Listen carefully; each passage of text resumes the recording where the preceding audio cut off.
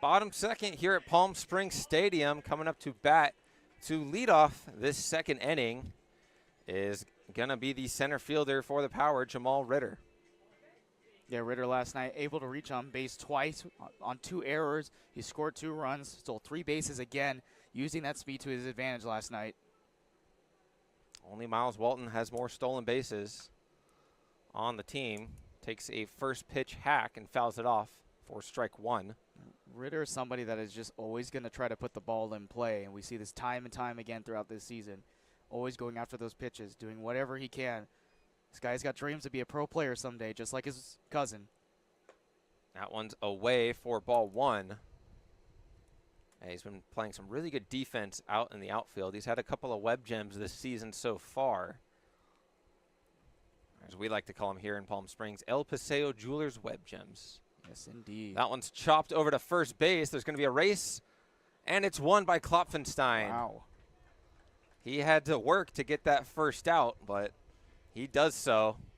And that'll bring up the shortstop, Cohen Goes. Now, Jamal Ritter has got a lot of speed going down that first base line, but how about Klopfenstein at 6'4", trying to make a move on there? A track race, and obviously Klopfenstein was able to win it that time. That'll bring up the Power shortstop, who on the season is 3 for 18, but he's drawn 5 walks. Knows how to work an at bat. Here he is with 1 out in the bottom of the second. If you're just joining us, the Bucs took an early lead with back-to-back hits in the first to start the ball game. Joey Rossetti singled, followed by a Nolan Kyra triple. That's been the only run of the ball game thus far. We're only in the second. Plenty of time for action here at Palm Springs Stadium. That's ball 2. Up and in to Goas. Now, this is a guy who's got so much ahead of him. Number 3 overall prospect out of Hawaii. He was recruited by Baylor, Tulane, Hawaii, Troy, UCSB. Just trying to show off some of his talents here tonight. That one's low and away. So here he is in a 3-0 count. Either going to have the green light or take all the way. As Klopfenstein hasn't had the most command here early in this ball game. Fires in strike 1 there. He started off the first with back-to-back walks to Walton and Cato Kleinman.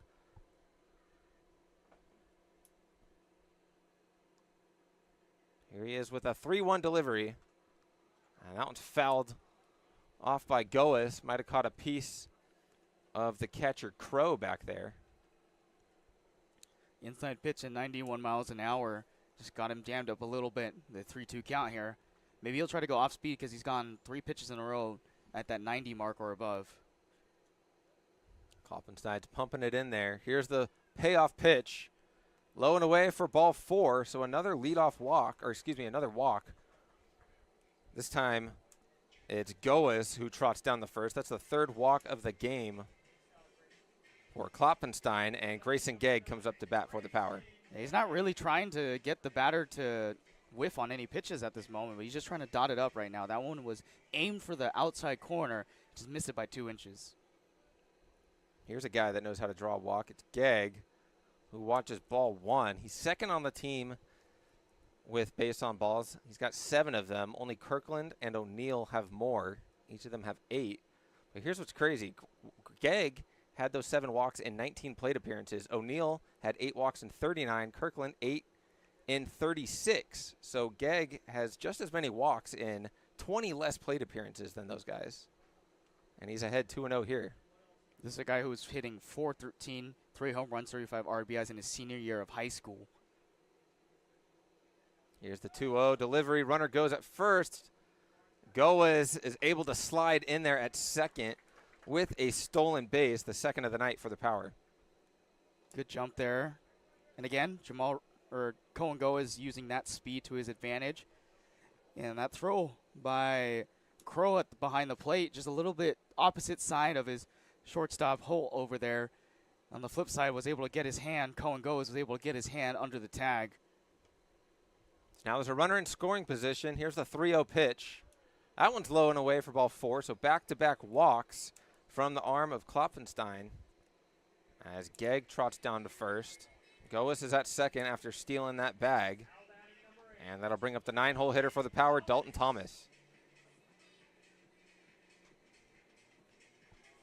Klopfenstein has walked half of the batters he's faced thus far, but it's his team who have the 1-0 advantage. First pitch swinging from Thomas, fouls it off for strike one. Thomas's last appearance, he went 0 for 4 against the Alameda Anchors. He was hit by a pitch, walked, stole a base, trying to get some at-bats here, but this is another guy who knows the strike zone, knows where to look for those pitches. Watches that one miss for ball one. He made an appearance last night. He walked. He tried to use an off-speeder changeup that dipped below the strike zone. Good eye by Dalton Thomas to be able to see that pitch. That looked like a devious ball down the middle. Takes a hack at a 1-1 pitch and fouls it behind him. Yeah, this is a guy who very experienced. This is his third summer with the Power. Coming into this year, he was a .270 hitter in 23 and 24, part of back-to-back CPCL championship seasons for the Power. And he's a guy that manager Casey Dill talks highly of in that locker room. Check on the runner at second, just to make sure that Goas isn't going anywhere. As Klopfenstein settles back onto the bump. Goas will go where he likes to go. I don't know what I was doing there, but 2-2, as he's had to throw a lot of pitches in this inning. Now, Dalton Thomas had a clinic the other day with the Alameda Anchors, showing out defensive-wise why he's so good at that second base position. Let's see if it can translate on the at-bat here.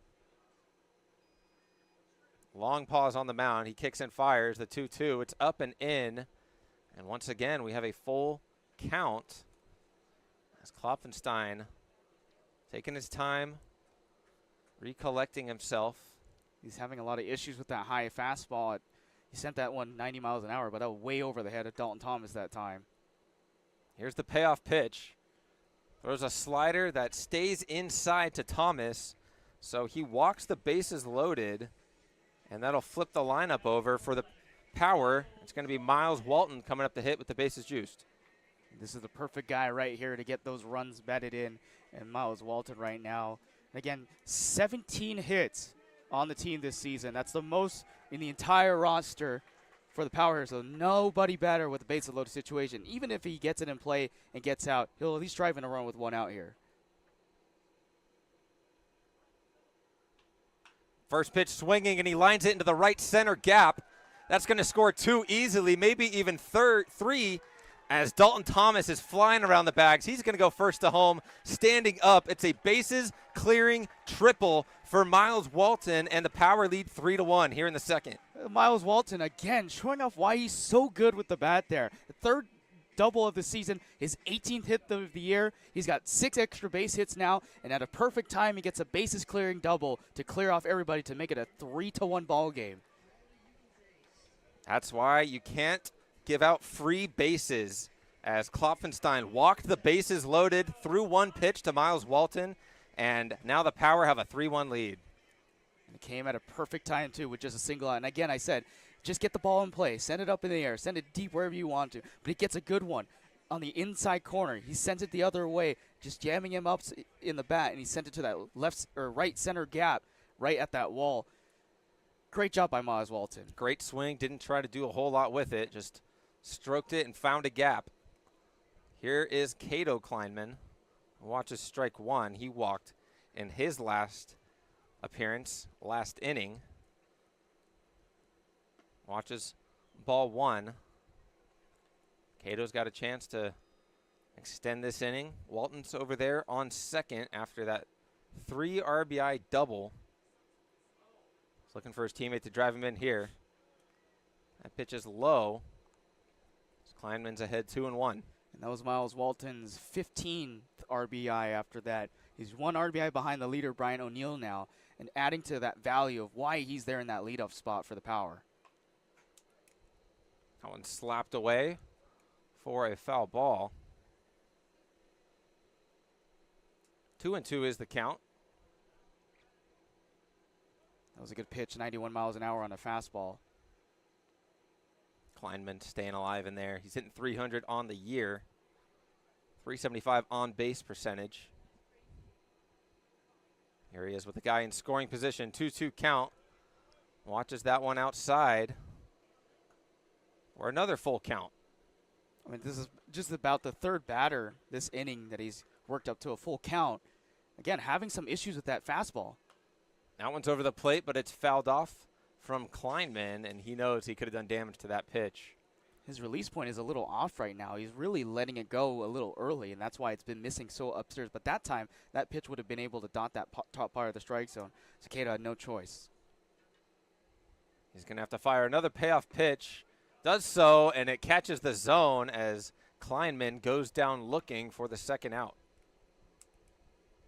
Yeah, you got a good call there on the lower edge of the strike zone, 91 miles an hour, changing the eye level as Cato tracked it, thought it was going to go down and below, but it stayed up just enough for the umpire to make a call.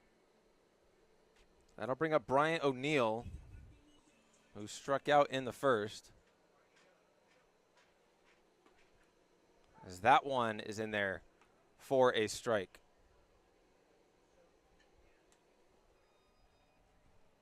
A 3-1 ball game here in the second inning. As there's another ball. As O'Neill's ahead 2-1. Excuse me, 1-1. 2 hits apiece for both teams, but it's the Power that lead 3-1. As the walks have been killing the Bucs in this inning. Still hurting them a little bit here right now. Again, that fastball just losing that control right now. He's not able to find that strike zone, but he's still painting those outside corners at least close enough to it. But nothing right down the middle yet. Breaking ball just misses outside. Count runs to 3-1 for Bryant O'Neill. The Kloppenstein, it really looks like a zone pitcher right now. He's really trying to dot up those outside edges. Swings at that one. Fouls it off, and the count runs full once again.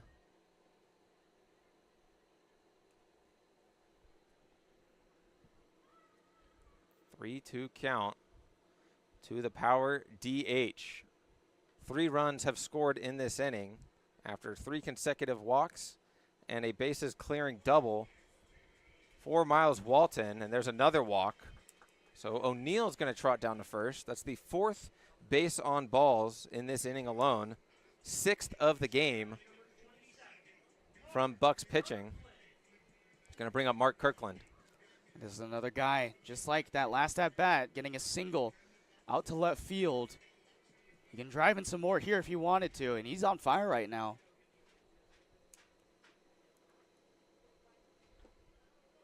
That one's in the dirt for a ball.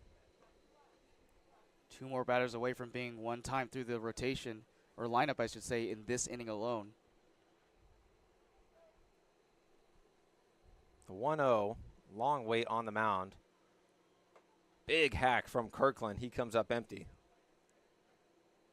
I think he wanted the big power home run tonight on that swing. He went full body into that last pitch that was way upstairs at 89 miles per hour, though. Here's the 1-1 to Kirkland.